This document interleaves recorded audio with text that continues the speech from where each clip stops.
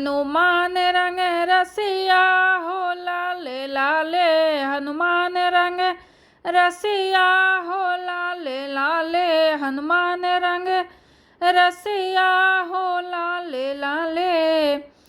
लाले लाले सिरवा पे लाल लाल मुकुटवा, लाले लाले सिरवा पे लाल लाल मुकुटवा, लाले मुकुटवा के रंग लाल लाल, हनुमान रंग रसिया हो लाले लाले, हनुमान रंग रसिया हो लाले लाले।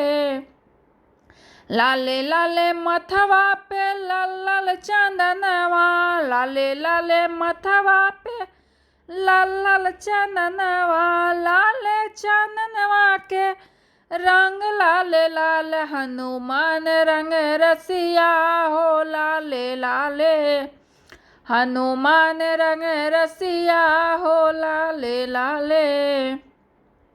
लाले लाले कंधा पे लाल लाल जनेऊआ, लाले लाले कंधा पे लाल लाल जनेऊआ, लाले जनेऊआ के रंग लाल लाल, हनुमान रंग रसिया हो लाले लाले, हनुमान रंग रसिया हो लाले लाले। लाले लाले अंग में लाल लाल लंगोटा, लाले लाले अंगवा में लाल लाल लंगोटा, लाले लंगोटी के रंग लाल लाल, हनुमान रंग रसिया हो लाले लाले, हनुमान रंग रसिया हो लाले लाले।